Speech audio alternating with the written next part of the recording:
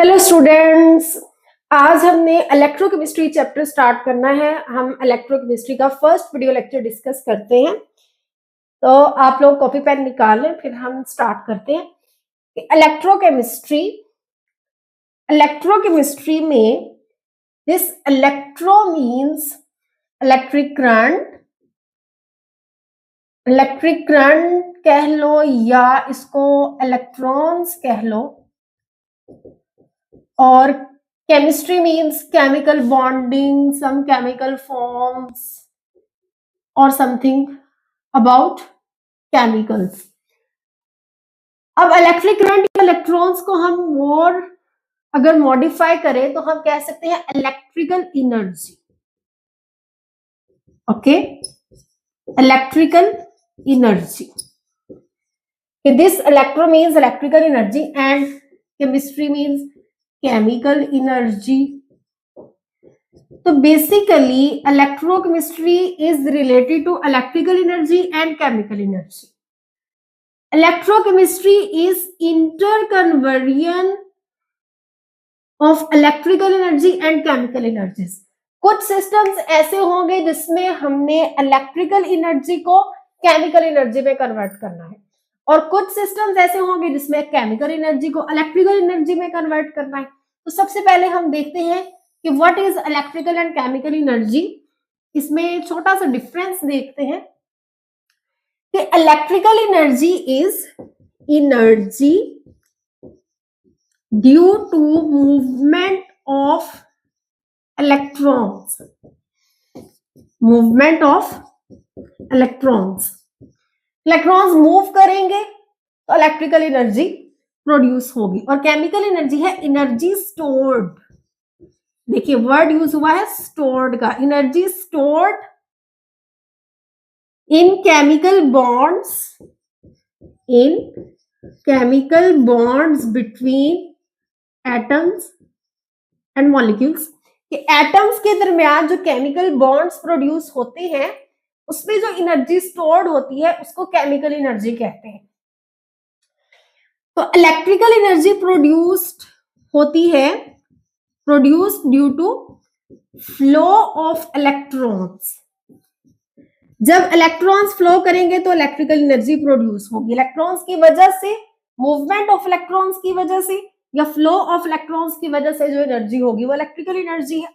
Produce to flow of electrons through circuit के through ही electrons flow करते हैं ना। और केमिकल एनर्जी को हम कहेंगे कि रिलीज और एब्जॉर्ब। केमिकल एनर्जी रिलीज भी हो सकती है, एब्जॉर्ब भी हो सकती है ड्यूरिंग केमिकल रिएक्शंस। कि जब कोई भी केमिकल रिएक्शंस होगा, कुछ केमिकल रिएक्शन ऐसे होंगे जिसमें एनर्जी रिलीज होगी, वो एक्सोथर्मिक रिएक्शंस होंगे, और कुछ केमिकल रिएक्शंस ऐसे होंगे कि उन्हें होने के लिए एनर्जी चाहिए, एनर्जी एब्जॉर्ब होगी। लेकिन इलेक्ट्रिकल एनर्जी सिर्फ इलेक्ट्रॉन्स से रिलेटेड है कि फ्लो ऑफ इलेक्ट्रॉन्स होगा तो इलेक्ट्रिकल एनर्जी प्रोड्यूस होगी। अब इलेक्ट्रिकल एनर्जी को इजीली कन्वर्ट किया जा सकता है टू अदर फॉर्म्स में, ठीक है। लेकिन केमिकल एनर्जी अदर फॉर्म्स में तभी कन्वर्ट होगी जब बॉन्ड्स ब्रेक होंगे या बॉन्ड्स फॉर्म होंगे। बॉन्ड्स ब्रेक और बॉन्ड्स फॉर्मेशन जब होगी तो फिर ही केमिकल एनर्जी में चेंजेस आएंगे। लेकिन इलेक्ट्रॉन्स जब फ्लो करेंगे तो इलेक्ट्रिकल एनर्जी में चेंजेस आएंगे। और आपको पता है कि बॉन्ड्स को ब्रेक करने के लिए बहुत ज्यादा एनर्जी चाहिए होती है। केमिकल एनर्जी क्योंकि स्ट्रॉन्ग है बॉन्डिंग की वजह से, इसलिए इसको इजीली कन्वर्ट नहीं किया जा सकता। जब तक बॉन्ड ब्रेक नहीं होगा या एक नया बॉन्ड फॉर्म नहीं होगा तब तक केमिकल एनर्जी में हम चेंजेस नहीं कर सकते। तो अभी तक हमने यही देखा है कि electrochemistry is basically interconversion between electrical and chemical energy. हम नेक्स्ट टर्म्स देखते हैं। अब हमने इलेक्ट्रोकेमिस्ट्री की कुछ बेसिस जो टर्म्स हैं जैसे oxidation, reduction, oxidation number, oxidation states, इनको डिस्कस करना है। अब बच्चे गलती क्या करते हैं, यहां से स्किप कर जाते हैं। उन्हें लगता है कि ये ऑक्सीडेशन रिडक्शन तो बहुत ज्यादा ही कुछ प्राइमरी हो गया है, तो उन्हें ये डेफिनेशंस आती हैं या उन्हें इनका कंप्लीट कंसेप्ट है। लेकिन देखो, ये इलेक्ट्रोकेमिस्ट्री की सबसे इंपॉर्टेंट टर्म्स है, ऑक्सीडेशन एंड रिडक्शन। इसलिए आपको ऑक्सीडेशन और रिडक्शन पे एक स्ट्रॉन्ग ग्रिप होनी चाहिए। जब आपको ऑक्सीडेशन और रिडक्शन की कंप्लीट हर तरह से समझ आ जाएगी, तो फिर आप आगे जो हमने सिस्टम्स, थोड़े कॉम्प्लेक्स सिस्टम्स पढ़ने हैं, गैल्वानिक सेल्स और इलेक्ट्रोलाइटिक सेल्स, इनको पढ़ना है, तो फिर उसमें भी ये टर्म्स यूज होंगी। तो इसलिए बच्चों को सही से समझ नहीं आती कि उनकी बेसिस स्ट्रॉन्ग नहीं होती। सबसे पहले हम देखते हैं कि व्हाट इज ऑक्सीडेशन। ऑक्सीडेशन को सबसे पहले यूज किया गया था रस्टिंग ऑफ आयरन के फिनोमिना को डिस्क्राइब करने के लिए ऑक्सीडेशन टर्म यूज किया गया था। ऑक्सीडेशन उस टाइम ये कहा गया था कि जो ऑक्सीडेशन है वो तब होती है कि जब मेटल ऑक्सीजन के साथ रिएक्ट करता है तो मेटल ऑक्साइड बना देता है। अब जब मेटल ऑक्सीजन के साथ रिएक्ट करता है तो एडिशन ऑफ ऑक्सीजन का फिनोमेना हो रहा होता है और इसी को ही ऑक्सीडेशन कहते हैं। यानी कि सिर्फ यही कहा जाता था कि addition of oxygen is oxidation. और रस्टिंग ऑफ आयरन में भी यही फिनोमेना हो रहा होता है कि मेटल को एक्सपोज कर दिया जाता है इनटू एयर। अब एयर में ऑक्सीजन है तो मेटल एयर के साथ यानी ऑक्सीजन के साथ रिएक्ट कर देता है और मेटल ऑक्साइड बना देता है। यानी कि आयरन ऑक्सीजन के साथ रिएक्ट करता है और आयरन ऑक्साइड बना देता है। जब आयरन ऑक्साइड बनता है, आयरन ऑक्सीजन के साथ रिएक्ट करता है और आयरन ऑक्साइड बना देता है। जब आयरन ऑक्साइड बनता है, इसी को ही रस्टिंग का फिनोमेना कहते हैं कि रस्टेड आयरन हो चुका है। तो सिर्फ यही कहा जाता था कि addition of oxygen is oxidation. ये सिर्फ इसी फिनोमेना के लिए ऑक्सीडेशन को यूज किया जाता था। इसी तरह रिडक्शन की भी हम जो ओरिजिन है वो देखते हैं कि रिडक्शन का बेसिकली मतलब है रिड्यूस करना, यानी कि decrease in mass, decrease in mass. तो ये सबसे पहले तब यूज किया गया था जब ऑर्स में से, ऑर्स यानी मादनियात जो है, ऑर्स में से जब मेटल को एक्सट्रैक्ट किया जाता था, मेटल एक्सट्रैक्शन होती थी, तो ओर्स का जो मैस है वो कम हो जाता था। जाहिर है ओर्स में से जब हमने मेटल को एक्सट्रैक्ट कर लेना है तो ओर का मैस कम हो जाएगा, मादनियात का मैस कम हो जाएगा। तो इस फिनोमेना के लिए रिडक्शन को यूज किया जाता था। लेकिन अब हम इसकी थोड़ी और डेफिनेशंस पढ़ेंगे। ये था इनका ओरिजिन, ये सबसे पहले ऑक्सीडेशन और रिडक्शन टर्म्स किस तरह से आती है। तो ऑक्सीडेशन सबसे पहले रस्टिंग ऑफ आयरन से ओरिजिनेट होती है। अब हम ऑक्सीडेशन की डेफिनेशंस देखते हैं। फर्स्ट ऑक्सीडेशन का फिनोमेना है addition of oxygen, addition of oxygen, इसे कहते हैं ऑक्सीडेशन। सेकंड जो हम कहते हैं वो है एडिशन ऑफ इलेक्ट्रोनेगेटिव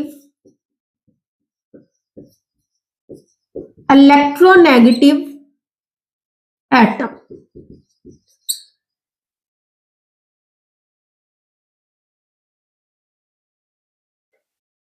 थर्ड जो हम ऑक्सीडेशन को डिफाइन कर सकते हैं वो है removal of hydrogen, removal of hydrogen, वो भी है ऑक्सीडेशन। फोर्थ ऑक्सीडेशन को हम कह सकते हैं लॉस ऑफ इलेक्ट्रॉन्स, जहां पे होगा वो भी है ऑक्सीडेशन। तो ये है 4 टर्म्स में अब हम ऑक्सीडेशन को डिफाइन कर सकते हैं। Addition of oxygen, addition of electronegative atom, removal of hydrogen, fifth एक और हम कह सकते हैं removal of electropositive atom, electropositive atom. Addition of electronegative atom या रिमूवल ऑफ इलेक्ट्रोपॉजिटिव एटम, ये भी ऑक्सीडेशन ही है। अब हम सबसे पहले देखते हैं कि ये एडिशन ऑफ ऑक्सीजन की तो हमें समझ में आती है, जैसे अभी हमने एग्जांपल ली कि आयरन है, उसमें ऑक्सीजन ऐड किया तो ये Fe2O3 बन जाता है, ठीक है। एक्सेस ऑक्सीजन लिया है ना तो ये रस्टेड हो जाता है। या आप मैग्नीशियम ले लो और इसमें ऑक्सीजन ऐड कर दो तो जो बनता है हम कह सकते हैं इन फिनोमेनाज में ऑक्सीडेशन हुई है, बिकॉज एडिशन ऑफ ऑक्सीजन हुआ है। कार्बन प्लस ऑक्सीजन कर लो CO2, ये भी, ये सारे हैं एडिशन ऑफ ऑक्सीजन, ठीक है। अब ये इलेक्ट्रोनेगेटिव एटम या इलेक्ट्रोपॉजिटिव एटम या एलिमेंट, ये आपके लिए थोड़ी न्यू टर्म्स है। सबसे पहले तो हम देखते हैं कि इलेक्ट्रोनेगेटिव एटम और इलेक्ट्रोपॉजिटिव में क्या डिफरेंस है, ये होते क्या है। तो इलेक्ट्रोनेगेटिव एटम का मतलब है कि atoms which have tendency to gain electrons, यानी टेंडेंसी टू गेन इलेक्ट्रॉन्स, वो है इलेक्ट्रोनेगेटिव एटम। और इलेक्ट्रोपॉजिटिव है tendency to lose electrons, okay, tendency to lose electrons. तो जब ये इलेक्ट्रॉन्स को गेन करेगा उसके बाद ये बना देगा नेगेटिव आयंस, नेगेटिव आयंस या एनायंस फॉर्मेशन होगी, और यहाँ पे पॉजिटिव आयंस या कैटायंस फॉर्मेशन होगी, ओके। तो ये है इलेक्ट्रोनेगेटिव एटम्स या इलेक्ट्रोपॉजिटिव एटम्स। देखो जब आप सोडियम की एग्जांपल ले लो कि सोडियम जब इलेक्ट्रॉन लूज करता है तो एक कैटायन बनता है ना, तो हम ये कह सकते हैं कि ये इलेक्ट्रोपॉजिटिव एटम है। अब इसके एग्जांपल्स में हम यू लेंगे कि एडिशन ऑफ इलेक्ट्रोनेगेटिव एटम या रिमूवल ऑफ इलेक्ट्रोपॉजिटिव एटम, कि जैसे हम सोडियम की ही बात कर ले तो क्लोरीन जो है ये इलेक्ट्रोनेगेटिव एटम है, ठीक है। अब हमें कैसे पता चला कि क्लोरीन इलेक्ट्रोनेगेटिव एटम है, क्योंकि क्लोरीन के पास टेंडेंसी है टू गेन इलेक्ट्रॉन्स। अब हमें कैसे पता चला कि क्लोरीन के पास टेंडेंसी है टू गेन इलेक्ट्रॉन्स, क्योंकि क्लोरीन के लास्ट शेल में है 7 इलेक्ट्रॉन्स और वो एक इलेक्ट्रॉन गेन करेगा और अपना स्टेबल हो जाएगा, ऑक्टेट कंप्लीट कर लेगा। तो इसलिए क्लोरीन के पास है कि वो इलेक्ट्रॉन को गेन ही करेगा, ओके। तो इसमें देखो यहाँ पे सोडियम आ जाएगा और क्लोरीन नेगेटिव ये बन जाएंगे। तो यहाँ पे जिस इलेक्ट्रोनेगेटिव एटम का हमने एडिशन किया है वो इलेक्ट्रोनेगेटिव एटम अब एनायन में ट्रांसफर हो चुका है या एनायन बन चुका है। तो इस कंडीशन में हम कहेंगे कि ये एडिशन ऑफ इलेक्ट्रोनेगेटिव एटम हुआ है, यानी कि ऑक्सीडेशन हुई है। और जो इलेक्ट्रोपॉजिटिव एटम था ये कैटायन में कन्वर्ट हो चुका है या रिमूवल ऑफ इलेक्ट्रोपॉजिटिव एटम हुआ है, ठीक है। इसी तरह लॉस ऑफ इलेक्ट्रॉन्स ये भी एक ऑक्सीडेशन की ही टर्म है। जैसे हम एक न्यूट्रल एटम कोई भी ले ले, जैसे आयरन का, जब ये इलेक्ट्रॉन्स को लूज करता है, 2 इलेक्ट्रॉन्स सपोज इसने लूज किए, तो यहां पर भी हम कहेंगे कि ऑक्सीडेशन हो रही है।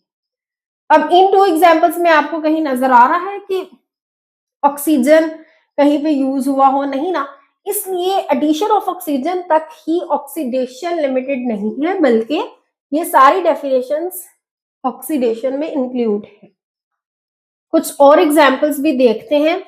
जैसे सोडियम है, ये एक इलेक्ट्रॉन लूज करता है, तो loss of electrons is oxidation. या जिंक देख लें, जिंक 2 इलेक्ट्रॉन्स लूज करता है, तो यहाँ पर भी ऑक्सीडेशंस के फिनोमेना हो रहे हैं।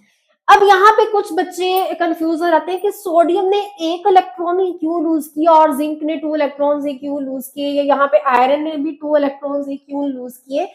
तो इसका मतलब ये होता है कि सोडियम के लास्ट शेल में एक ही इलेक्ट्रॉन था, तो इसलिए उसने उस इलेक्ट्रॉन को लूज कर दिया, और जहां पे इलेक्ट्रॉन लूज हुआ हम कह देंगे कि ऑक्सीडेशन हुई। बेसिकली एक इलेक्ट्रॉन लूज होना या 2 इलेक्ट्रॉन्स लूज होने का मतलब यही है कि इनके लास्ट शेल में, सोडियम के लास्ट शेल में एक इलेक्ट्रॉन था और जिंक के लास्ट शेल में 2 इलेक्ट्रॉन्स थे, या आयरन के भी लास्ट शेल में 2 इलेक्ट्रॉन्स थे, इसलिए यहाँ पर ऑक्सीडेशन हो रही है, उसने 2 इलेक्ट्रॉन्स ही लूज कर दिए हैं। अब यहाँ पर मैं आपको एक और इंपॉर्टेंट चीज बताती हूँ, वो ये है कि ऑक्सीडेशन का मतलब है एडिशन ऑफ ऑक्सीजन। तो हमने कुछ कंबस्चन रिएक्शंस पढ़े थे, आपको याद हो अगर, कि कंबस्चन रिएक्शन क्या होता है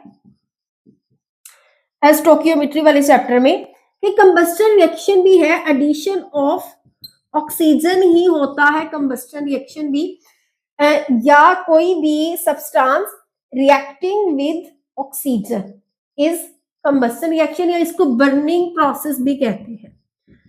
तो फिर आप कहेंगे कि ऑक्सीडेशन और कंबस्चन में फिर क्या डिफरेंस है? ऑक्सीडेशन भी है एडिशन ऑफ ऑक्सीजन और कंबस्चन भी है एडिशन ऑफ ऑक्सीजन या रिएक्टिंग विद ऑक्सीजन। तो जो कंबस्चन है ये थोड़ी लिमिटेड टर्म है, लेकिन जो ऑक्सीडेशन है ये ब्रॉड टर्म है। वो इसलिए क्योंकि कंबस्चन रिएक्शन में ये 100% कंफर्म है कि रिएक्शन के बाद हीट रिलीज होगी और लाइट प्रोड्यूस होगी। ठीक है, कंबस्चन रिएक्शन की ये एक साइन है कंबस्चन रिएक्शन का कि हीट रिलीज हुई है और लाइट प्रोड्यूस हुई है, ग्लोइंग इफेक्ट आया है। लेकिन ऑक्सीडेशन रिएक्शन में जरूरी नहीं है कि हीट हमेशा रिलीज हो, हीट एब्जॉर्ब भी हो सकती है, और लाइट का भी जरूरी नहीं है कि लाइट प्रोड्यूस हो। तो ये डिफरेंस है ऑक्सीडेशन और कंबस्चन में। और कंबस्चन रिएक्शन के लिए हमेशा फ्यूल रिक्वायर्ड होता है। ओके, फ्यूल रिक्वायर्ड होता है, लेकिन ऑक्सीडेशन रिएक्शन के लिए फ्यूल रिक्वायर्ड नहीं है। कोई भी एटम है या एलिमेंट या कंपाउंड मॉलिक्यूल ऑक्सीजन को एब्जॉर्ब कर रहा है तो ऑक्सीडेशन हो रही है। इसको इस तरह से कहा जाता है कि all combustion reactions are oxidation, कि जहां पे कंबस्चन हो रही है हम इस रिएक्शन को ये भी कह सकते हैं कि यहाँ पे ऑक्सीडेशन हो रही है। But all oxidation reactions are not combustion. इसकी आपको समझ आई है कि all combustion reactions are oxidation but all oxidation reactions are not combustion. ये इसी तरह ही है जैसे हम कहें कि all dogs are animals but all animals are not dogs. ऐसा है कि नहीं है? तो कंबस्चन रिएक्शन को ऑक्सीडेशन कह सकते हैं, लेकिन ऑक्सीडेशन रिएक्शन को जरूरी नहीं है कि वो कंबस्चन ही होगा। अब ये तो था ऑक्सीडेशन। अब हम रिडक्शन को स्टडी करते हैं कि रिडक्शन क्या है। रिडक्शन बिल्कुल ऑक्सीडेशन के रिवर्स है। तो सबसे पहले हम यहाँ हेडिंग लगाते हैं रिडक्शन। आप लोग भी अपनी कॉपीज पे यूं ही कट ना करने लग जाना, मैं इन्हीं को ही थोड़ा सा चेंज करूंगी, आप लोग अलहदा हेडिंग लगाओगे रिडक्शन की। तो रिडक्शन का ओरिजिन हमने देखा कि extraction of metals from ores, extraction of metals from ores यहां से ओरिजिनेट हुआ है कि रिडक्शन का मतलब है रिड्यूस करना, डिक्रीज इन मैस। तो जब ऑर्स में से, मादनियात में से मेटल्स को एक्सट्रैक्ट कर लिया जाता है तो फिर ओर्स का जो मैस है वो कम हो जाता है, तो रिडक्शन टर्म यूज कर लिए जाती है। अब हम रिडक्शन के लिए है removal of oxygen. Okay, removal of oxygen is reduction. मैंने कहा ऑक्सीडेशन का सारा रिवर्स रिडक्शन है। तो ऑक्सीडेशन था एडिशन ऑफ इलेक्ट्रोनेगेटिव एटम और रिडक्शन है removal of electronegative atom. Oxidation था रिमूवल ऑफ हाइड्रोजन, रिडक्शन है एडिशन ऑफ हाइड्रोजन। जहां पे हाइड्रोजन ऐड होगा हम कहेंगे कि रिडक्शन हुआ है। लॉस ऑफ इलेक्ट्रॉन्स ऑक्सीडेशन था, तो गेन ऑफ इलेक्ट्रॉन्स जो है ये रिडक्शन है। सारे एंटोनिम्स लगा दिए हैं हमने यहाँ। रिमूवल ऑफ इलेक्ट्रोपॉजिटिव एटम, अब यहाँ पे लिख दो addition of electropositive atom is reduction.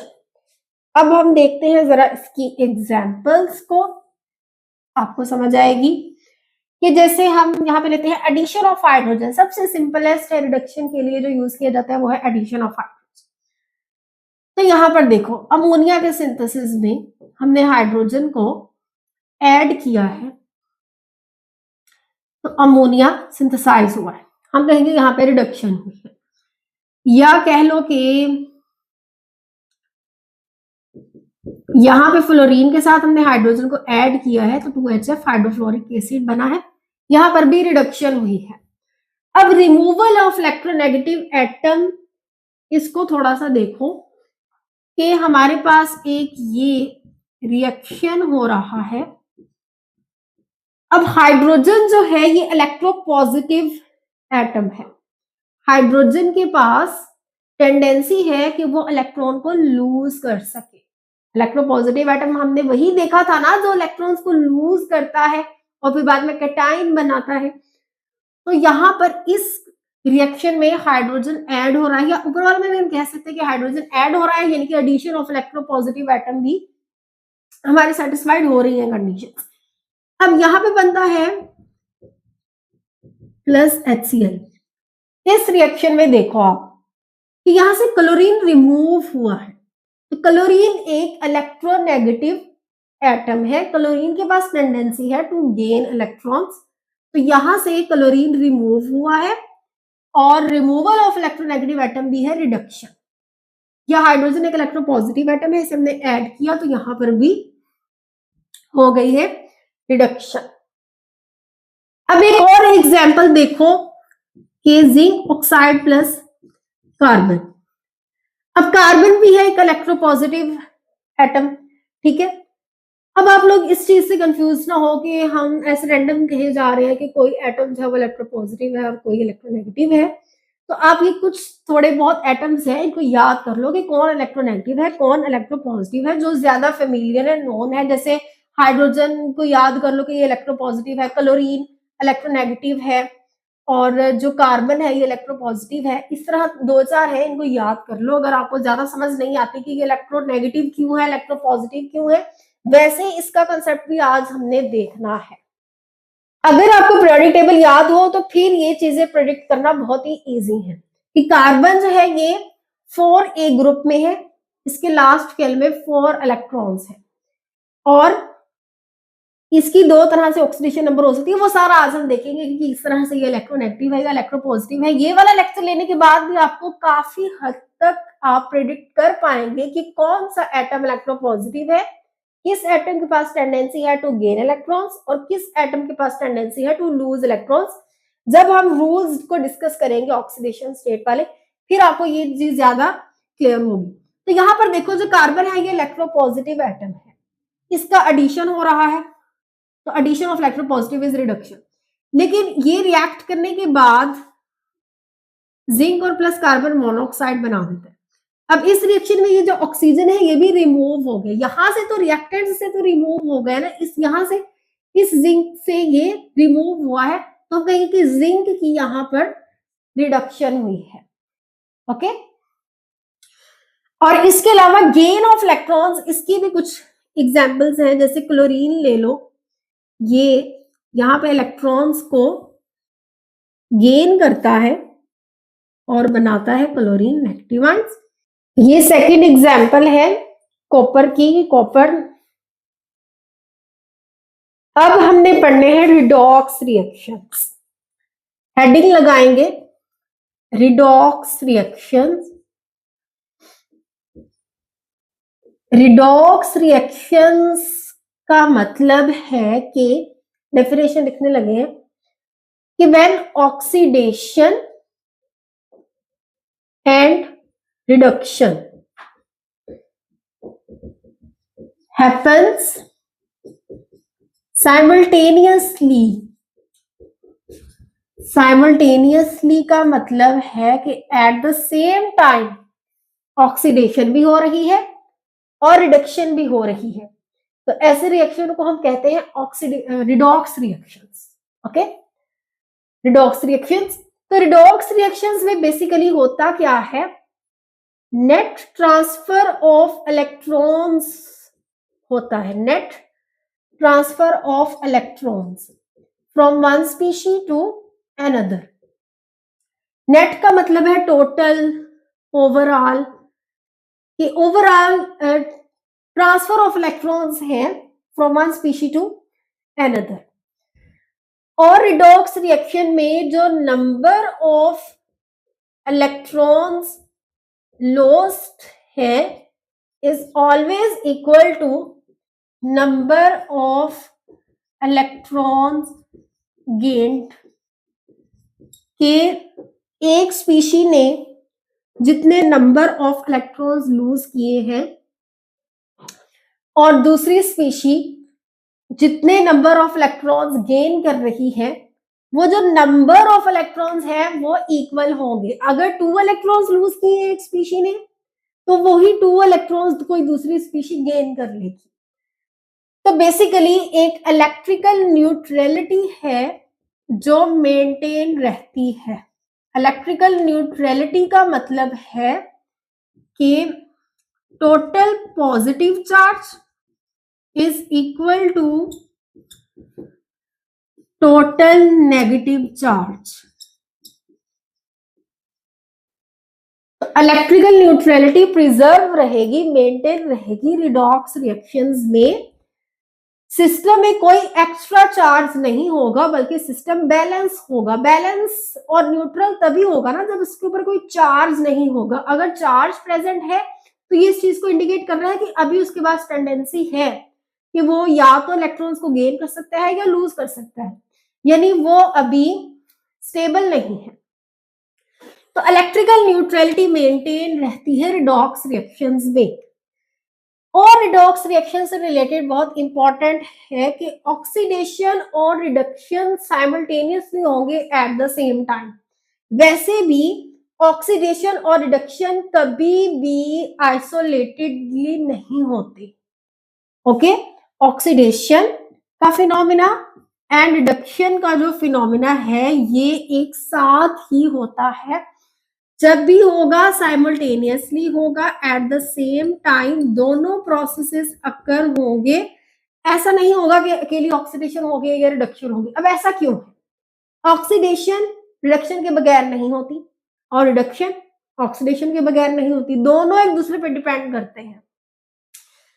अब देखो, हमारे पास हमने एक एग्जांपल ली जिंक की। जिंक ने इलेक्ट्रॉन्स लूज किए, 2 इलेक्ट्रॉन्स लूज किए और जिंक पॉजिटिव आयन बन गया। अब ये क्या हो रहा है? ऑक्सीडेशन हो रही है। लेकिन ये तभी होगी कि जब एक और कॉपर एक्साइटेड फॉर्म में 2 पॉजिटिव फॉर्म में मौजूद होगा और वो फौरन से इसके 2 इलेक्ट्रॉन्स गेन कर लेगा और खुद कॉपर आयन में कन्वर्ट हो जाएगा। अब यहां क्या हो रही है? रिडक्शन हो रही है। और ये दोनों प्रोसेसेस होंगे साइमल्टेनियसली, राइट? लेफ्ट साइड पे जो टर्म्स हैं उनको लिख लो और जो राइट साइड पे टर्म्स हैं उनको लिख लो। तो ये 2 इलेक्ट्रॉन्स से कट हो जाएंगे, तो जो रिमेनिंग रह जाएगा वो होगा हमारे पास रिडॉक्स रिएक्शन। अब ऑक्सीडेशन के बगैर रिडक्शन नहीं होती और रिडक्शन के बगैर ऑक्सीडेशन नहीं होती। ऐसा क्यों है? क्योंकि देखो, अगर हम कहें कि सिर्फ ये वाला रिएक्शन हो रहा है आइसोलेटेड, यानी कि सिर्फ यही वाला रिएक्शन हो रहा है, तो यहां पर जो इलेक्ट्रॉन्स लूज हुए हैं और यहां पर ये जो पॉजिटिव आयन बना है, जैसे ही ये इलेक्ट्रॉन्स लूज होंगे और ये पॉजिटिव आयन बनेगा, ये पॉजिटिव आयन फौरन इलेक्ट्रॉन्स को फिर से एब्जॉर्ब कर लेगा और अगेन यही बना देगा। नैनो सेकंड से भी कम टाइम में ये जिंक वाला जो पॉजिटिव आयन है, इस इलेक्ट्रॉन्स नेगेटिव आयंस को और पॉजिटिव आयंस के दरमियान जो इलेक्ट्रोस्टैटिक अट्रैक्शन है वो इतनी स्ट्रॉन्ग होगी कि ये नैनो सेकंड से भी कम में फिर से मर्ज होकर यही जिंक बन जाए। तो क्या हम प्रिडिक्ट कर पाएंगे कि ऑक्सीडेशन हुई थी या इतने कम टाइम में ऑक्सीडेशन हुई थी? अगर तो उस nano seconds, with in nano seconds हमने इस 2 इलेक्ट्रॉन्स को इस जिंक आयन से बिल्कुल सेपरेट कर लिया किसी मेथड के थ्रू, तो फिर हम कह सकते हैं कि ऑक्सीडेशन का फिनोमेना सेपरेटली जो है वो हमने आइसोलेटेड फॉर्म में करवाया है। लेकिन ऐसा इम्पॉसिबल है, ये बहुत रेयर केसेस हैं कि जिसमें कुछ ऐसे इंस्ट्रूमेंट्स हो या ऐसी चीजें हो कि ये जो इलेक्ट्रॉन्स लूज हुए फौरन से विद इन नैनो सेकंड्स हमने अलग कलेक्ट कर लिए हैं। जैसे ही जिंक 2 आयंस को रिलीज करता है, फौरन से एक और कॉपर स्पीशी है, इस कॉपर स्पीशी की एनर्जी इसकी एनर्जी से ज्यादा होती है, इसलिए इस 2 इलेक्ट्रॉन्स को अपनी तरफ जल्दी से खींच लेता है और अपना जो है वो रिएक्शन करवाता है, रिडक्शन हो जाती है। तो इसलिए ऑक्सीडेशन आइसोलेटेड फॉर्म में होना या रिडक्शन आइसोलेटेड फॉर्म में होना पॉसिबल नहीं है। फर्स्ट रीजन तो ये है इसकी। सेकंड इसकी रीजन ये है कि electrons are neither created not destroyed. ये कहीं आपने वर्ड्स पढ़े हुए हैं, नीदर क्रिएटेड नॉट डिस्ट्रॉयड वाले, law of conservation of energy, first law, energy can not be created not destroyed. तो इसी तरह हम कहेंगे कि जो इलेक्ट्रॉन्स हैं वो भी ना ही क्रिएट किए जाते हैं ना ही डिस्ट्रॉयड किए जाते हैं, जस्ट क्या किए जाते हैं, ट्रांसफर किए जाते हैं from one species to another, just electrons transfer किए जाते हैं, ना ही हम कहेंगे कि न्यू इलेक्ट्रॉन्स कहीं से क्रिएट हो गए और ना ही डिस्ट्रॉयड हो गए। यानी एक स्पीशी इलेक्ट्रॉन्स को लूज करेगी तो दूसरी स्पीशी फॉरन इलेक्ट्रॉन्स को एक्सेप्ट करेगी। जब इलेक्ट्रॉन्स लूज होंगे तो फिर ही इलेक्ट्रॉन्स हम कहेंगे कि क्रिएट हुए हैं, या कह लें कि ये वाले इलेक्ट्रॉन्स तभी आए हैं ना जब एक स्पीशी ने इलेक्ट्रॉन्स लूज किए हैं। अब हम इस इलेक्ट्रिकल न्यूट्रलिटी को थोड़ा सा और पढ़ते हैं कि इसमें हमने कहा कि total positive charge is equal to है टोटल नेगेटिव चार्ज, या कह लो कि जो number of electrons lost is equal to number of electrons gain है। ये किस तरह से है, जैसे हमारे पास एक एग्जांपल है कि 4 एल्यूमिनियम प्लस 3 O2, इन्होंने बनाया 4 aluminium 3 positive plus 6 oxygen 2 negative, ये रिएक्शन हो रहा है। अब इसमें देखो कि इलेक्ट्रॉन्स लॉस्ट कितने हैं, यानी कि लूज कितने हुए हैं इलेक्ट्रॉन्स। तो एक एल्यूमिनियम ने 3 इलेक्ट्रॉन्स लूज किए हैं, क्यों, क्योंकि एल्यूमिनियम यहाँ पे 3 पॉजिटिव चार्ज है। ओके, तो एक एल्यूमिनियम ने 3 इलेक्ट्रॉन्स लूज किए हैं, तो 4 एल्यूमिनियम्स ने कितने इलेक्ट्रॉन्स लूज किए हैं, 4 3 12 इलेक्ट्रॉन्स लूज हुए हैं।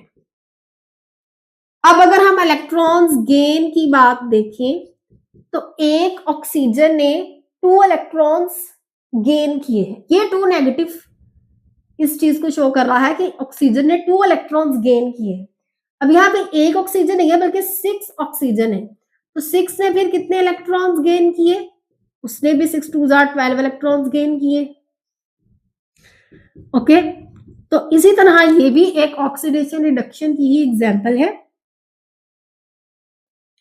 और हमें बता रही है कि जो नंबर ऑफ इलेक्ट्रॉन्स लॉस्ट है वो is equal to number of electrons gained, और इलेक्ट्रिकल न्यूट्रलिटी मेंटेन रहती है, टोटल जो चार्ज है वो 0 हो जाता है।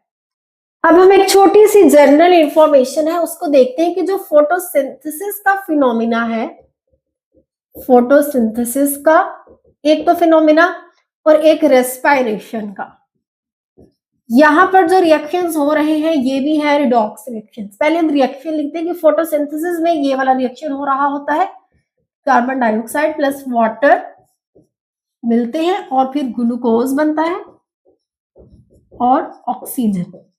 ये रिएक्शन हो रहा होता है प्लांट्स में। प्लांट्स कार्बन डाइऑक्साइड और वाटर कंज्यूम करते हैं, ग्लूकोज बनाते हैं, अपना खुराक बनाते हैं और हमें भी जिंदा रखते हैं और खुद भी जिंदा रहते हैं। रिस्पायरेशन का रिएक्शन बिल्कुल इसके रिवर्स है कि ग्लूकोज ऑक्सीजन के साथ रिएक्ट करता है और फिर carbon dioxide and water produce होता है। इस रिएक्शन का रिवर्स है रेस्पिरेशन रिएक्शन। अब ये वाले रिएक्शन भी है रिडॉक्स रिएक्शन, यानी कि इस रिएक्शन में भी ऑक्सीडेशन भी हो रही है और रिडक्शन भी हो रही है और simultaneously at the same time हो रही है। जैसे आप कार्बन डाइऑक्साइड को देख लो कि कार्बन डाइऑक्साइड ने यहाँ पे देखो हाइड्रोजन यहाँ पे ऐड हुआ है, तो addition of hydrogen is reduction. तो कार्बन डाइऑक्साइड की हो रही है रिडक्शन। वाटर को चेक करो, यहां से हाइड्रोजन रिमूव हो रहा है, सिर्फ O2 लाइक समथिंग आ गया है। तो जो रिमूवल ऑफ हाइड्रोजन है वो होता है ऑक्सीडेशन। तो ये वाले जो टू प्रोसेसेस है फोटोसिंथेसिस एंड रिस्पायरेशन, यहाँ पर भी हो रही है रिडॉक्स रिएक्शंस हो रहे हैं और ये पूरे प्लैनेट को जिंदा रखते हैं। ये दोनों रिएक्शंस की वजह से हम भी जिंदा है, पौधे जानवर हर चीज जिंदा है। अब हमने पढ़ना है ऑक्सीडेशन नंबर। ऑक्सीडेशन नंबर या इसको ऑक्सीडेशन स्टेट भी कहते हैं। ऑक्सीडेशन स्टेट, ऑक्सीडेशन नंबर इस वजह से यूज किया जाता है कि पहले जो केमिस्ट थे वो यूज करते थे ऑक्सीडेशन नंबर, कि नंबर से ये पता चल जाता था कि कितने नंबर ऑफ इलेक्ट्रॉन्स लूज हुए हैं या गेन हुए हैं, तो हम कह लेंगे कि ये ऑक्सीडेशन नंबर है। ठीक है, लेकिन फिर बाद उन्होंने रियलाइज किया कि एटम जो इलेक्ट्रॉन लूज कर देता है या गेन कर लेता है, बाद में उस स्टेट में भी थोड़ा स्टेबल रह जाता है। तो उस स्टेट या उस कंडीशन को बताने के लिए भी हम कह सकते हैं कि ये ऑक्सीडेशन स्टेट का वर्ड फिर यूज करना शुरू हो गया। अब हम दोनों ही यूज कर सकते हैं, ऑक्सीडेशन नंबर भी ऑक्सीडेशन स्टेट भी। अब डेफिनेशन देखते हैं ऑक्सीडेशन नंबर की, कि सबसे पहले तो ऑक्सीडेशन नंबर है एक अपेरेंट चार्ज। अपेरेंट का मतलब है कि एक ट्रू चार्ज नहीं है, इमेजिनरी चार्ज है। यानी कि हम सिर्फ प्रिटेंड करते हैं, वी आर जस्ट प्रिटेंड कि इस एटम ने इतने, इस एटम के ऊपर ये चार्ज हो सकता है, वो रियल चार्ज नहीं है, जस्ट हमने प्रिटेंड करना है, हमने सिर्फ इमेजिन करना है कि ये इतना चार्ज हो सकता है। अभी आपको इसकी समझ नहीं आएगी, धीरे धीरे समझ आती है। अपेरेंट चार्ज है, मैं आपको डेफिनेशन बता रही हूं। सेकेंड जो हम कह सकते हैं ऑक्सीडेशन नंबर है कि how many electrons atom has apparently, अब यहां पर भी अपेरेंटली का वर्ड यूज हो गया, अपेरेंटली लॉस्ट, कितने इलेक्ट्रॉन्स ने लूज किए हैं। And third is how many electrons atom has apparently gained. ये सारा हमने इमेजिनेशन में ही क्या काम करना है कि सिर्फ हमने खुद ही सोच लेना है कि इतने इलेक्ट्रॉन्स एटम ने लूज किए हुए होंगे या इतने इलेक्ट्रॉन्स एटम ने गेन किए हैं, और हमने बस खुद ही सोचना है, खुद ही प्रिटेंड करना है, ये सारा होगा ऑक्सीडेशन नंबर। ठीक है, अब ये बहुत ही लॉजिकल सा लग रहा है कि हमने क्यों इमेजिन करना है, ऐसा रियल में क्यों नहीं हो रहा कि हम एक ये कह सके कि इसके ऊपर एक रियल चार्ज है, इमेजिनरी नहीं है। हम अंदाजा नहीं लगा रहे बल्कि हम एक फैक्ट कह रहे हैं कि वाकई ही इसने इतने इलेक्ट्रॉन्स लूज किए हैं इस एटम ने और इतने इलेक्ट्रॉन गेन किए हैं किसी एटम ने। हम रियल में ऐसा क्यों नहीं कह सकते। अब वो देखो कि हम अपेरेंट का वर्ड क्यों यूज कर रहे हैं। तो देखो, दो तरह के कंपाउंड्स होते हैं, आयोनिक कंपाउंड्स होते हैं और कोवेलेंट कंपाउंड्स होते हैं, पढ़े हैं ना ये।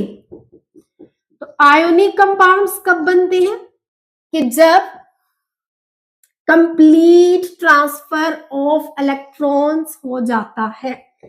कंप्लीट ट्रांसफर ऑफ इलेक्ट्रॉन होगा तो हमारे पास आयोनिक कंपाउंड बनेगा। जैसे हम सोडियम की बात करते हैं तो सोडियम ने ये जो इलेक्ट्रॉन लूज किया हुआ होता है, ये इलेक्ट्रॉन, अब हम इसको अपेरेंट नहीं कहेंगे, ये रियल में ऐसा हो रहा है।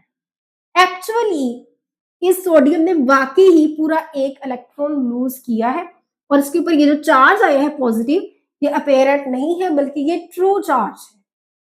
ठीक है, इसी तरह क्लोरीन के ऊपर जो ये नेगेटिव चार्ज है, ये भी एक ट्रू चार्ज है। ठीक है, हम कोई प्रिटेंड नहीं कर रहे कि ये जो है वो फेक चार्ज है या ये ट्रू चार्ज नहीं है, अपेरेंट नहीं है बल्कि ये ट्रू चार्जेस है। जब आयोनिक कंपाउंड बनेगा, अब सोडियम क्लोराइड मिलके फिर आयोनिक कंपाउंड बनाते हैं ना, सोडियम क्लोराइड, तो इस आयोनिक कंपाउंड में हम कहेंगे कि जो सोडियम या क्लोरीन के ऊपर जो चार्जेस हैं वो फेक चार्जेस नहीं है, अपेरेंट चार्जेस नहीं है, बल्कि ट्रू चार्जेस हैं। ट्रू चार्जेस को भी ऑक्सीडेशन नंबर कह सकते हैं, लेकिन ऑक्सीडेशन नंबर तो है भाई इमेजिनरी, अंदाजा लगाया गया जो चार्ज है वो है ऑक्सीडेशन स्टेट या ऑक्सीडेशन नंबर। तो कोवेलेंट कंपाउंड्स के लिए हम प्राइमरीली यूज करते हैं ऑक्सीडेशन नंबर को। किस तरह से? कोवेलेंट कंपाउंड्स हमें पता है कि बनते हैं शेयरिंग ऑफ इलेक्ट्रॉन्स से। इलेक्ट्रॉन्स हम नहीं कहते कि पूरा ट्रांसफर हो गया है from one species to another, ऐसा नहीं होता, शेयर हो जाता है। जैसे अब वाटर देख लो, H2O, यहां पर हाइड्रोजन और ऑक्सीजन अपने इलेक्ट्रॉन्स को शेयर कर रहे हैं। शेयरिंग की वजह से जो बॉन्ड बनता है उसको कोवेलेंट बॉन्ड कहते हैं और जो कंपाउंड बनता है उसको कोवेलेंट कंपाउंड कहते हैं। तो ये कोवेलेंट कंपाउंड है, इसमें कोवेलेंट बॉन्डिंग है।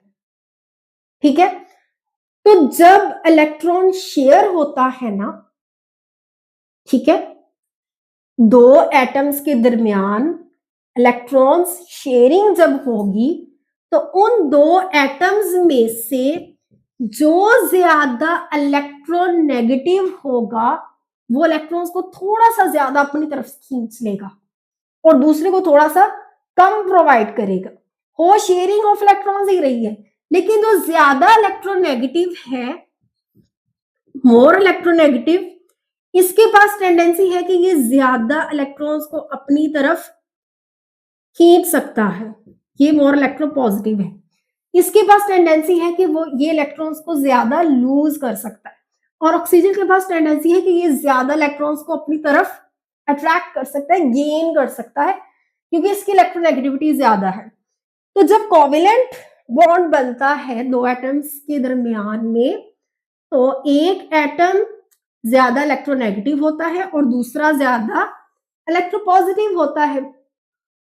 तो हम कह देते हैं कि यहां पर एक एटम हो जाता है मोर इलेक्ट्रॉन रिच हो जाता है एक एटम, और जो दूसरा है ये इलेक्ट्रॉन पुअर हो जाता है। ठीक है, तो हम फिर ये प्रिटेंड कर लेते हैं कि जो इलेक्ट्रॉन रिच हुआ है उसने इलेक्ट्रॉन गेन कर लिए हैं। ठीक है, गेन इलेक्ट्रॉन्स, यानी कि ये इलेक्ट्रॉन्स को गेन कर बैठा है, हालांकि एक्चुअल में गेन नहीं किया, उसने सिर्फ इलेक्ट्रॉन्स को थोड़ा सा अपनी तरफ ज्यादा खींचा है। और ये जो इलेक्ट्रॉन पोर है इसको हम कह देते हैं कि इसने लूज कर लिए हैं इलेक्ट्रॉन्स को। तो इसी वजह से हम अपेरेंट का वर्ड यूज करते हैं कि अपेरेंट से हम सिर्फ ये प्रिटेंड करते हैं कि मोर इलेक्ट्रोनेगेटिव एटम ने हो सकता है नहीं बल्कि होता ही है कि वो इलेक्ट्रॉन्स को ज्यादा अपनी तरफ अट्रैक्ट कर लेता है, और जो मोर इलेक्ट्रोपॉजिटिव है ये इलेक्ट्रॉन्स को थोड़ा लूज कर देता है, या इसके पास इलेक्ट्रॉन पोर हो जाते हैं, कम इलेक्ट्रॉन्स रह जाते हैं। तो इसलिए फिर हम कह देते हैं कि जिसने इलेक्ट्रॉन्स गेन किए हैं, ये है यहां पर हुआ है जनाब रिडक्शन हुई है, और जो इलेक्ट्रॉन पोर हो चुका है वहां पर क्या हुई है, ऑक्सीडेशन हुई है। तो इसलिए ऑक्सीडेशन और रिडक्शन के थ्रू हो जाती हैं और हम कह देते हैं कि इनका फिर जो चार्ज होगा उसे हम कहेंगे कि वो ऑक्सीडेशन स्टेट है या ऑक्सीडेशन नंबर है। जैसे ऑक्सीजन, यहाँ पर हम ऑक्सीजन को जो ऑक्सीडेशन नंबर देंगे या इसके ऊपर जो चार्ज होगा वो -2 होगा। ओके, और एक हाइड्रोजन का +1 होता है तो 2 हाइड्रोजन का 2+ हो जाएगा। यानी कि हम ये कहेंगे कि जो 2 इलेक्ट्रॉन्स थे, हाइड्रोजन ऑक्सीजन ने थोड़े इलेक्ट्रॉन ज्यादा अपनी तरफ खींचे हैं, इस वजह से इसने, हम प्रीटेंड करेंगे कि इसने 2 इलेक्ट्रॉन्स गेन ही कर लिए हैं, और हाइड्रोजन ने जो है वो 2 इलेक्ट्रॉन्स थोड़े अपनी ग्रिप लूज कर दिया है इलेक्ट्रॉन्स पर, तो हम प्रीटेंड करेंगे कि उसने इलेक्ट्रॉन्स लूज ही कर दिए हैं। हालांकि इलेक्ट्रॉन्स एक्चुअल में लूज नहीं हुए, सिर्फ हाइड्रोजन ने अपने इलेक्ट्रॉन्स की जो ग्रिप है उसे थोड़ा लूज कर दी, और हम प्रिटेंड करेंगे कि उसने बिल्कुल ही लूज कर दिए हैं इलेक्ट्रॉन्स को। ठीक है, इसलिए फिर हम कहते हैं कि अपेरेंट चार्ज, एक इमेजिनरी चार्ज आता है जब इलेक्ट्रॉन्स लूज होते हैं या इलेक्ट्रॉन्स गेन होते हैं। अब हम थोड़ा डिग्री ऑफ ऑक्सीडेशन को डिस्कस करते हैं। Degree of oxidation, degree of oxidation का मतलब है कि how much oxidation, how much oxidation या हाउ इंटेंस ऑक्सीडेशन इज, कि कितनी ज्यादा हुई है। जैसे हम कहें कि अगर किसी एटम, उसका जो ऑक्सीडेशन नंबर है या जो उसके ऊपर चार्ज है, पेरेंट चार्ज, वो है +1, तो इसका मतलब है कि यहाँ पे ऑक्सीडेशन हुई। ऑक्सीडेशन के बाद पॉजिटिव आयन्स ही बनते हैं ना, बस ऑक्सीडेशन होता है लूज ऑफ इलेक्ट्रॉन्स। तो इलेक्ट्रॉन्स लूज करने के बाद, जैसे सोडियम है, तो यहाँ पे ऑक्सीडेशन ही हो रही है। ओके, अगर हम कहें कि +3, तो ये होगी मोर ऑक्सीडेशन, तो ऑक्सीडेशन ज्यादा हो गई है। अगर +5 है तो इसका मतलब है इवन मोर ऑक्सीडेशन, के पहले से भी ज्यादा ऑक्सीडेशन है, पहले से भी ज्यादा स्ट्रॉन्ग यहाँ पर टेंडेंसी है टू लूज इलेक्ट्रॉन्स। तो ये है डिग्री ऑफ ऑक्सीडेशन के। +1 सिंपल ऑक्सीडेशन है, लेकिन +3 ज्यादा ऑक्सीडेशन, और +5 उससे भी ज्यादा ऑक्सीडेशन है। इसी तरह रिडक्शन को भी हम इस टर्म्स में देख सकते हैं कि अगर -1 है तो ये है रिडक्शन, और अगर -3 है तो ये है मोर रिडक्शन, के उससे भी ज्यादा गेनिंग पावर है। अगर -5 है तो इवन मोर रिडक्शन, उससे भी ज्यादा रिडक्शन होगी। तो यहां तक हमने पढ़ा oxidation number, oxidation state. Oxidation state apparent charge क्यों होता है। तो अब हम डिस्कस करने लगे हैं ऑक्सीडेशन नंबर रूल्स, कि हमने किसी एटम को ऑक्सीडेशन नंबर प्रोवाइड करना है, ऑक्सीडेशन नंबर हमने असाइन करना है किसी एटम का, तो किस बेसिस पे असाइन करेंगे, उसके कुछ रूल्स हैं। तो वो अब हम स्टडी करने लगे हैं। कि सबसे पहली बात कि ऑक्सीडेशन नंबर एक इंडिविजुअल प्रॉपर्टी है। इंडिविजुअल प्रॉपर्टी का मतलब ये है कि हर एटम का अपना अपना ऑक्सीडेशन नंबर होगा। जैसे कोई कंपाउंड या मॉलिक्यूल हम लेते हैं, कोई कंपाउंड ले लें या मॉलिक्यूल, तो हम नहीं कहेंगे कि इस कंपाउंड या मॉलिक्यूल का ऑक्सीडेशन नंबर ये है, बल्कि उस कंपाउंड या मॉलिक्यूल में जो एटम्स हैं, उस एटम्स पर जो फिर अपेरेंट चार्ज होगा वो हम कहेंगे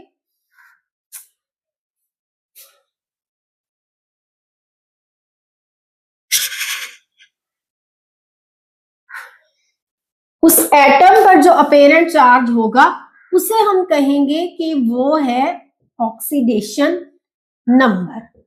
ओके, जैसे हम एग्जांपल लेते हैं वाटर की, H2O वाटर है। अब वाटर ऑक्सीजन के एक एटम से मिलकर बना है और 2 हाइड्रोजन के एटम्स हैं। तो अब हम इस पे जब चार्ज लगाएंगे तो हम ये कहेंगे कि ऑक्सीजन का अलग ऑक्सीडेशन नंबर होगा और हाइड्रोजन का अलग ऑक्सीडेशन नंबर होगा। ऑक्सीजन का -2 और हाइड्रोजन का +2, तो ओवरऑल ये फिर 0 बना देते हैं चार्ज। ठीक है, लेकिन चार्ज हमने सेपरेट एटम्स को ही असाइन करना है, इस पूरे मॉलिक्यूल पर चार्ज नहीं असाइन करेंगे। मतलब ऐसे नहीं हम कह सकते कि इस पूरे मॉलिक्यूल का ऑक्सीडेशन नंबर चार्ज हो सकता है। देखो ऐसे बहुत सारे स्पीशीज आपने पढ़े हैं, लाइक ये चार्ज तो है इसके ऊपर, लेकिन हम इसको ऑक्सीडेशन नंबर फिर नहीं कहेंगे। तो रूल्स अब हम स्टडी करते हैं। फर्स्ट है oxidation number of any uncombined element is 0। तो अनकंबाइंड एलिमेंट वो होता है कि जो नेचुरल कंडीशंस होता है, नेचुरली जो हमें मिलता है प्योर फॉर्म में और आइसोलेटेड फॉर्म में होगा, तो उसका ऑक्सीडेशन नंबर 0 होगा। ऐसा क्यों है? क्योंकि वो जो प्योर फॉर्म में है आइसोलेटेड फॉर्म में है। जब वो आइसोलेटेड फॉर्म में है तो वो किसी के साथ बॉन्डिंग नहीं बना रहा और ना ही अपने इलेक्ट्रॉन्स किसी के साथ शेयर कर रहा है। तो जब इलेक्ट्रॉन्स शेयर नहीं होंगे, ना ही इलेक्ट्रॉन लूज हो रहे हैं ना गेन हो रहे हैं, वो सिंपल बस प्योर फॉर्म में स्टेबल फॉर्म में हमें मिलता है। तो ऐसा अनकंबाइंड एलिमेंट इसका ऑक्सीडेशन नंबर 0 ही होगा, क्योंकि उसमें कोई ट्रांसफर ऑफ इलेक्ट्रॉन्स नहीं हो रहा, ना ही ऑक्सीडेशन हो रही है ना ही रिडक्शन हो रही है। तो जब ऑक्सीडेशन रिडक्शन ही नहीं हो रही तो फिर ऑक्सीडेशन नंबर भी 0 होगा। जैसे ये हाइड्रोजन, क्लोरीन, सोडियम, मैग्नीशियम, ये हमें ऐसे नेचुरली प्योर फॉर्म में मिल जाते हैं, उनका ऑक्सीडेशन नंबर होता है 0। सेकेंड इसका रूल देखते हैं कि in either a compound or an ion more electronegative element is given negative oxidation number. कोई भी हमारे पास कंपाउंड होगा, ठीक है, या हमारे पास कोई भी आयन होगा, तो उसमें से जो more electronegative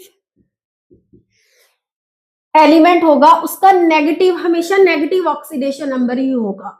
negative oxidation number होने का मतलब है कि हमेशा वो इलेक्ट्रॉन्स को गेन ही करेगा। ऐसा क्यों? क्योंकि जो मोर इलेक्ट्रोनेगेटिव एटम है उसने इलेक्ट्रॉन्स को स्ट्रांगली अट्रैक्ट कर लेना है, और हम प्रिटेंड करेंगे कि जो उसने स्ट्रांगली अट्रैक्ट किया है वो उसने इलेक्ट्रॉन्स गेन ही कर लिए हैं। ओके, तो इसलिए और जो इलेक्ट्रॉन्स गेन करता है उसका नेगेटिव ऑक्सीडेशन नंबर होता है। ऐसा ही है ना, गेन ऑफ इलेक्ट्रॉन से नेगेटिव आयंस बनता है और लूज ऑफ इलेक्ट्रॉन से पॉजिटिव आयन बनता है। जैसे हम हाइड्रोजन फ्लोरीन की बात करें, फ्लोरीन का -1 ऑक्सीडेशन नंबर है। क्यों? क्योंकि फ्लोरीन की इलेक्ट्रोनेगेटिविटी ज्यादा है, फ्लोरीन मोर इलेक्ट्रोनेगेटिव है, फ्लोरीन की इलेक्ट्रोनेगेटिविटी लगभग 4.0 है। लेकिन जो हाइड्रोजन है ये लेस इलेक्ट्रोनेगेटिव है या मोर इलेक्ट्रोपॉजिटिव है, इसकी 2.1 इलेक्ट्रोनेगेटिविटी होती है। तो हाइड्रोजन और फ्लोरीन ने जो इलेक्ट्रॉन्स शेयर किए हुए हैं वो शेयर इस तरह से किए हुए हैं कि फ्लोरीन ने सारे इलेक्ट्रॉन्स जो है वो ज्यादा अपनी तरफ अट्रैक्ट किए हुए हैं। तो जब उसने ज्यादा इलेक्ट्रॉन्स अपनी तरफ अट्रैक्ट किए हुए हैं तो हमें ये लगेगा कि इलेक्ट्रॉन उसने गेन कर लिया है फ्लोरीन ने। तो जब गेन किया इसलिए उसका -1 ऑक्सीडेशन नंबर हो जाएगा, और हाइड्रोजन से ही उसने अट्रैक्ट किए हैं ना, तो हम प्रिटेंड करेंगे कि हाइड्रोजन ने वो इलेक्ट्रॉन लूज कर लिया है। इसके अलावा फ्लोरीन की ज्यादा इलेक्ट्रोनेगेटिविटी होती है, क्योंकि ये जो फ्लोरीन है इसके पास एक तो ज्यादा टेंडेंसी है, high tendency to gain electrons. क्यों? क्योंकि इसका स्मॉल एटम होता है। स्मॉल एटम होता है तो जो इसका न्यूक्लियस है और जो आउटर मोस्ट शेल है उसका डिस्टेंस बहुत कम होता है, तो इस वजह से वो इलेक्ट्रॉन्स को अपनी तरफ ज्यादा खींचने की एबिलिटी रखता है, इसको स्मॉल एटम होने की वजह से। दूसरा, इसका अफेक्टिव न्यूक्लियर चार्ज भी ज्यादा होता है, अफेक्टिव न्यूक्लियर चार्ज भी ज्यादा होता है फ्लोरीन का। अब हम नेक्स्ट पॉइंट्स देखते हैं। अब हमने नेक्स्ट जो हमारा रूल है, रूल नंबर 3, वो देखते हैं कि इन कंपाउंड्स मेनी एटम्स और ions have fixed oxidation number. कुछ एटम्स आयंस का जो है वो ऑक्सीडेशन नंबर फिक्स्ड होता है। वैसा क्यों है? इसके लिए आपको थोड़ा सा पीरियोडिक टेबल देखना पड़ेगा। लाइक हम यहाँ पे छोटा सा पीरियोडिक टेबल ड्रॉ करते हैं, इससे आपको समझ आ जाएगी। देखिए जरा, पीरियोडिक टेबल मैं ड्रॉ कर रही हूँ, ऐसे ही होता है ना। यू, और फिर अब इनको नेमिंग्स देते हैं हम। यहाँ पे आने वाले एलिमेंट्स का आपको पता ही है, जैसे यहाँ 13 से स्टार्ट होते हैं, 13, 14, 15, 16, 17 और एक और होता है 18। आपको प्रोडक्ट टेबल याद करना पड़ेगा। जिसने प्रोडक्ट टेबल याद किया हुआ है उसकी काफी इंफॉर्मेशन मिल जाती है प्रोडक्ट टेबल से, इसलिए यही रिकमेंड किया जाता है कि प्रोडक्ट टेबल पूरा याद हो। और प्रोडक्ट टेबल याद करने की काफी ज्यादा ट्रिक्स हैं, आप लोग इधर यूट्यूब से देख लें किसी भी वीडियो से, ठीक है। ये ए ग्रुप्स होते हैं और यहाँ पर होते हैं ट्रांजिशन मेटल्स। ट्रांजिशन मेटल्स होते हैं और नीचे इनर ट्रांजिशन मेटल्स होते हैं। चले हम वहां तक नहीं देख रहे, हम ये देख रहे हैं कि जो फर्स्ट ए ग्रुप है इस पर जो चार्ज होता है वो होता है +1, सेकंड इसमें +2, यहां पर +3, +4, +5, +6, +7 एंड +8। इस पॉजिटिव का मतलब है कि इसके लास्ट शेल में इतने इलेक्ट्रॉन्स हैं। जो फर्स्ट ए ग्रुप्स में एलिमेंट्स आ रहे हैं उनके लास्ट शेल में 1 इलेक्ट्रॉन है, जो सेकेंड ए में आ रहे हैं 2 इलेक्ट्रॉन्स है, जो इसको थर्ड ए भी बोलते हैं, fourth A, fifth A, sixth, seventh and eighth. जो थर्ड ए ग्रुप में आ रहे हैं उसके लास्ट शेल में 3 इलेक्ट्रॉन्स हैं, जो 4 ए ग्रुप में आ रहे हैं 4 इलेक्ट्रॉन्स हैं, जो 5 ए ग्रुप में आ रहे हैं। इस तरह करके ये चार्जेस इस चीज को रिप्रेजेंट कर रहे हैं कि इनके लास्ट शेल में इतने इतने इलेक्ट्रॉन्स हैं। अब हम क्या देख रहे हैं कि ये जो फर्स्ट ए ग्रुप है इसको अल्कली मेटल्स भी कहते हैं। अब इनके लास्ट शेल में 1 इलेक्ट्रॉन्स हैं, तो इसका जो ऑक्सीडेशन नंबर है यहाँ पर आने वाले जितने भी एलिमेंट्स का ऑक्सीडेशन नंबर है +1, ओके, क्योंकि इनके पास टेंडेंसी है टू लूज 1 इलेक्ट्रॉन्स, और यहाँ पर जितने भी आ रहे हैं उनका है +2। इसी तरह यहाँ पर जितने भी एलिमेंट्स लाई करते हैं उनका +3 है, यहाँ पर +4, ये इनका ऑक्सीडेशन नंबर है और ये फिक्स्ड है। हमें कहां से पता चला? प्रोडक्ट टेबल से हमें पता चला कि ये इनके फिक्स्ड ऑक्सीडेशन नंबर है। जैसे यहाँ पर हमारे पास कार्बन होता है और ये नाइट्रोजन फैमिली है, ये ऑक्सीजन और ये हैलोजेंस है, फ्लोरीन, ब्रोमीन एंड आयोडीन, और यहाँ पर होती है नोबल गैसेस। तो कार्बन का जो ऑक्सीडेशन नंबर है वो +4 है, यानी कि ये 4 इलेक्ट्रॉन्स लूज करने की टेंडेंसी रखता है, ठीक है, लेकिन करता नहीं है, लेकिन टेंडेंसी तो रखता है ना। तो इसलिए जो फर्स्ट ए ग्रुप है इसको अल्कली मेटल्स भी कहते हैं। इनमें आने वाले एलिमेंट्स का +1 होगा। जो ग्रुप 2 है इसको अल्केलाइन अर्थ मेटल्स कहते हैं, इनका +2 होगा। इसी तरह ग्रुप थर्ड में आने वाले का +3, 4 में आने वाले का +4, 5 ए में आने वाले का +5 और इस तरह से। लेकिन अब जब बाइनरी कंपाउंड्स बनते हैं, बाइनरी कंपाउंड्स का मतलब है कि 2 एलिमेंट्स से जो मिलके कंपाउंड्स बनते हैं वो बाइनरी कंपाउंड्स हैं। यहां पर हमारे पास ये जो है ना 3 ग्रुप्स,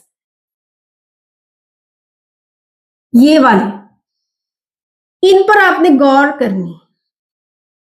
ये जो है 5A, 6A एंड 7A, ये बाइनरी कंपाउंड्स बनाते हैं। जब ये बाइनरी कंपाउंड्स बनाते हैं ना, अब देखो ये कह रहा है कि ये 7 इलेक्ट्रॉन्स लूज कर सकते हैं, लेकिन ये 7 इलेक्ट्रॉन्स लूज नहीं करते, बल्कि 1 इलेक्ट्रॉन गेन कर लेते हैं और टोटल 8 हो जाते हैं। जब 8 हो जाते हैं तो वो स्टेबल हो जाता है। ऐसा है कि नहीं है? इसका मतलब इसकी जो ये 7A ग्रुप है, ये हमारे पास एक और ऑक्सीडेशन शो करता है जो है -1। इसी तरह जो 6A ग्रुप है ये एक और ऑक्सीडेशन नंबर शो करता है जो कि है -2, और जो 5A ग्रुप है ये शो करता है -3। यानी ये ग्रुप -1 का मतलब है कि 1 इलेक्ट्रॉन गेन करके भी स्टेबल हो सकता है, और 6A ग्रुप में आने वाले जितने भी एलिमेंट्स हैं वो 2 इलेक्ट्रॉन्स को गेन करके भी स्टेबल हो सकते हैं। इसी तरह 5A ग्रुप में आने वाले जितने भी एलिमेंट्स हैं वो 3 इलेक्ट्रॉन्स को गेन करके भी स्टेबल हो सकते हैं।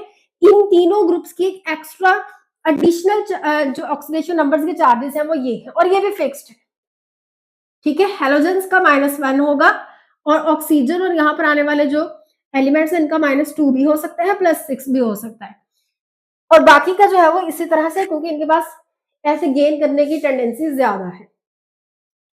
अब हमारे पास थोड़ी और एक्सेप्शंस है कि हाइड्रोजन की, यहाँ पे हम डिस्कस करते हैं कि जो हाइड्रोजन है इसकी +1 है ऑक्सीडेशन नंबर, या ऑक्सीडेशन स्टेट +1 है, लेकिन हाइड्रोजन की -1 भी है। अब किन केसेस में +1 है और किन केसेस में -1 है वो देखते हैं, कि जब हाइड्रोजन किसी नॉन मेटल के साथ बॉन्ड बनाता है तो फिर इसकी है +1।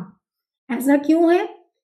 क्योंकि हाइड्रोजन है इलेक्ट्रोपॉजिटिव। इलेक्ट्रोपॉजिटिव का मतलब है कि हाइड्रोजन के पास टेंडेंसी है टू लूज इलेक्ट्रॉन्स, और नॉन मेटल कब होते हैं इलेक्ट्रोनेगेटिव। इलेक्ट्रोनेगेटिव का मतलब है कि उनके पास टेंडेंसी है टू गेन इलेक्ट्रॉन्स, तो हाइड्रोजन सिंपली अपना इलेक्ट्रॉन लूज करेगा और उसके ऊपर +1 चार्ज आ जाएगा। लेकिन जब हाइड्रोजन मेटल के साथ बॉन्ड बनाता है तो हाइड्रोजन तो है electropositive, means it has tendency to lose electrons, लेकिन जो मेटल्स हैं वो हाइड्रोजन से भी ज्यादा इलेक्ट्रोपॉजिटिव है, उनके पास हाइड्रोजन से भी ज्यादा टेंडेंसी है टू लूज इलेक्ट्रॉन्स। इसलिए ये क्या करते हैं, मेटल्स चूंकि हाइड्रोजन से भी ज्यादा इलेक्ट्रोपॉजिटिव है तो मेटल्स क्या करते हैं, इलेक्ट्रॉन्स को लूज कर देते हैं।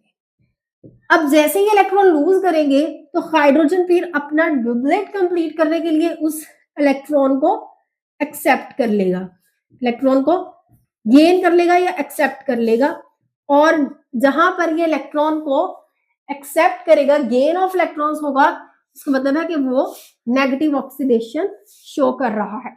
इसी तरह ऑक्सीजन में भी कुछ कंसेप्शंस हैं। अब हम ऑक्सीजन की देखते हैं।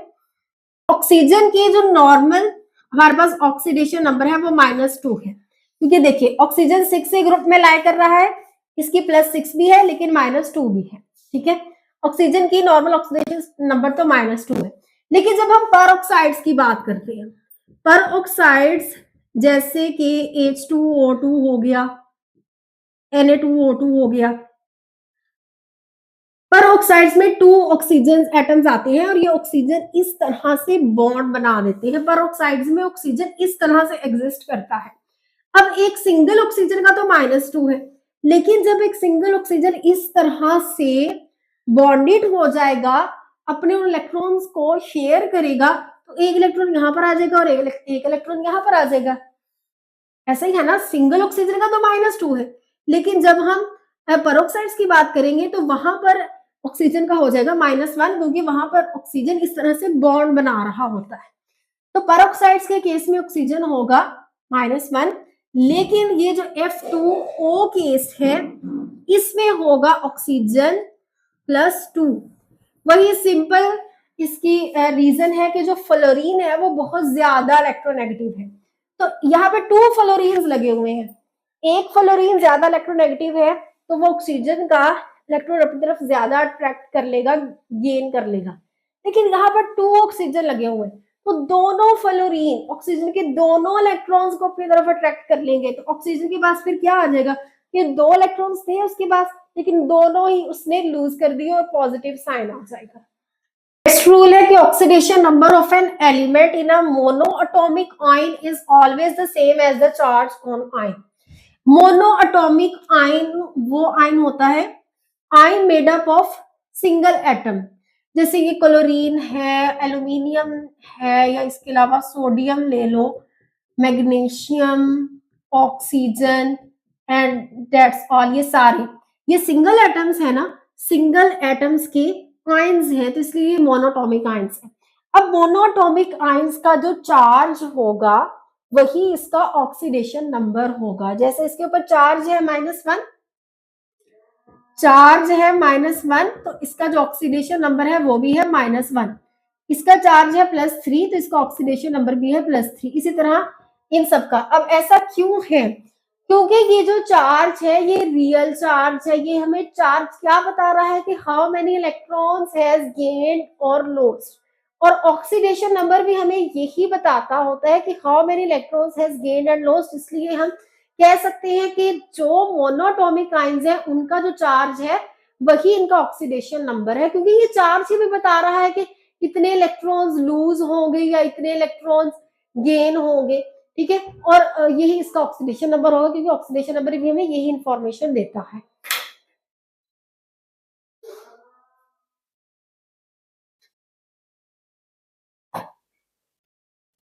तो ये जो आयंस है इनके ऊपर जो चार्ज है वो रियल चार्ज है और कोई शेयरिंग ऑफ इलेक्ट्रॉन्स नहीं हो रही, बल्कि कंप्लीट ट्रांसफर ऑफ इलेक्ट्रॉन्स हो रही है, इसलिए इसी चार्ज को हम कहेंगे कि ये इसका ऑक्सीडेशन नंबर है। नेक्स्ट पॉइंट है कि in compounds algebraic sum of oxidation number of all elements is 0। ये बात हम पहले भी डिस्कस कर चुके हैं कि इलेक्ट्रिकल न्यूट्रलिटी जो है ये मेंटेन होनी चाहिए, यानी कि जो टोटल चार्ज है कंपाउंड्स का वो 0 होना चाहिए। टोटल चार्ज, नेट चार्ज 0 होना चाहिए। जैसे हाइड्रोजन का +1 है और क्लोरीन का -1, तो जब इनको ऐड करते हैं तो 0 आ जाता है। इसी तरह सोडियम का +1 है, क्लोरीन का -1, ऐड करते हैं तो 0 आ जाता है। इसके अलावा और कंपाउंड्स हम वाटर देख लेते हैं कि 2 इंटू हाइड्रोजन का 1 होता है और प्लस ऑक्सीजन की -2 होती, तो ये आ जाएगा 0। इसी तरह हम कार्बन डाइऑक्साइड की देख लेते हैं। कार्बन की होती है 4 +4। देखा था ना अभी हमने कि कार्बन जो 4th ग्रुप में था कि कार्बन 4th ग्रुप में है, तो इस वजह से +4 और प्लस ऑक्सीजन की -2, तो ये आ जाएगी 0। तो इस तरह कंपाउंड्स में इन एटम्स के जो अलजेब्रिक सम, ऑक्सीडेशन नंबर्स के जो अलजेब्रिक सम है वो 0 है। अब हम नेक्स्ट पॉइंट डिस्कस करते हैं। नेक्स्ट हमारे पास पॉइंट है कि in polyatomic ions algebraic sum of oxidation number equals the charge on ion. इसी तरह ये जैसे हमने अभी प्रीवियस में पॉइंट पढ़ा था कि जो न्यूट्रल कंपाउंड्स होते हैं उनके जो एलिमेंट्स का ऑक्सीडेशन नंबर का सम वो 0 को इक्वल होता है। 0 को इक्वल क्यों होता है? क्योंकि उन न्यूट्रल कंपाउंड्स का overall net charge equal to 0 होता है। लेकिन अब यहाँ पर अगर हम बात करते हैं पॉलीएटॉमिक आयंस में, जैसे अमोनियम ले लो, ठीक है, कार्बोनेट ले लो, इनके ऊपर ऑलरेडी एक चार्ज है, तो इनका जो टोटल चार्ज होगा वो इन पर जो चार्ज है उसके इक्वल होगा। लाइक जैसे देखो इसका जो टोटल चार्ज है वो +1 है, ऐसा है कि नहीं है। सपोज हमें अगर नाइट्रोजन की फाइंड करना है तो x +4 इंटू हाइड्रोजन का होता है 1, तो x इज इक्वल आ जाएगा +1 -4, तो x इज इक्वल टू -3, यानी कि इस नाइट्रोजन का है यहाँ पे ऑक्सीडेशन नंबर -3। अब यहाँ पे इज इक्वल टू +1 हमने क्यों लिखा है? क्योंकि इसका जो टोटल चार्ज है, ओवरऑल चार्ज वो +1 के इक्वल है। इसी तरह इस कार्बोनेट आयन की बात करें, इस पर जो ओवरऑल चार्ज है वो -2 के इक्वल है, ठीक है। अगर हमने यहाँ पे कार्बन का फाइंड आउट करना है तो x +3 इंटू -2, तो x -6 इज इक्वल टू -2, ये आ जाएगा कार्बन का +4। कार्बन का +4 ही होता है ना, क्योंकि ये 4 ग्रुप में है। इसी तरह सल्फेट का भी कि जो ओवरऑल चार्ज है वो इसके इक्वल है। यहाँ पर जो algebraic sum of oxidation numbers है वो इक्वल है चार्ज ऑन द आयन। इस आयन के ऊपर जो टोटल चार्ज है उसके इक्वल है। नेक्स्ट पॉइंट है कि transition metals and many non metals oxidation number is not fixed. अब जो ट्रांजिशन मेटल्स हैं जैसे आयरन ले लो, जिंक ले लो, कॉपर ले लो, ये सारे ट्रांजिशन मेटल्स हैं। इनका जो ऑक्सीडेशन नंबर है वो फिक्स्ड नहीं है, क्योंकि ये एक से ज्यादा ऑक्सीडेशन नंबर शो करते हैं। अब ऐसा क्यों है कि ये एक से ज्यादा ऑक्सीडेशन नंबर शो करते हैं? क्योंकि देखो जो हमारे पास ट्रांजिशन मेटल्स है ना, ट्रांजिशन मेटल्स एक से ज्यादा इलेक्ट्रॉन्स लूज कर सकते हैं, इसलिए उनका जो ऑक्सीडेशन नंबर है वो भी एक से ज्यादा है। अब हमें पता है कि जो ट्रांजिशन मेटल्स है या कोई भी, वो आउटर मोस्ट शेल के जो इलेक्ट्रॉन्स होते हैं उनको लूज करता है। आउटर मोस्ट शेल्स के जो इलेक्ट्रॉन्स हैं वो लूज होते हैं, तो फिर हम कह देते हैं कि इसका ऑक्सीडेशन नंबर ये है। ऐसा ही है ना, आउटर मोस्ट शेल के इलेक्ट्रॉन्स ही लूज होते हैं ना। आउटर मोस्ट शेल हमें पता है कि जो हाईएस्ट प्रिंसिपल क्वांटम नंबर वाला जो क्वांटम नंबर वाला n वाला जो शेल होता है वो आउटर मोस्ट शेल होता है। जैसे यहां पे हम कहेंगे कि ये आउटर मोस्ट शेल है, इसका जो इलेक्ट्रॉन्स लूज होंगे वही इसकी ऑक्सीडेशन नंबर होगा। अगर एक इलेक्ट्रॉन लूज कर देंगे तो ऑक्सीडेशन नंबर +1 हो जाएगा, 2 इलेक्ट्रॉन्स तो +2 and up to so on. लेकिन जो ट्रांजिशन मेटल्स होते हैं ना, इनमें ये जो आउटर मोस्ट शेल है इसका नाम होता है 4s, मोस्टली यूजुअली 4s होता है। और ये जो इनर वाला इलेक्ट्रॉन है इसको कहते हैं 3d, ये d वाला होता है और ये s वाला होता है, ठीक है। अब ट्रांजिशन मेटल्स में क्या होता है कि ये s वाला इलेक्ट्रॉन्स तो लूज हो जाता है, तो फिर हम ऑक्सीडेशन नंबर असाइन कर लेते हैं।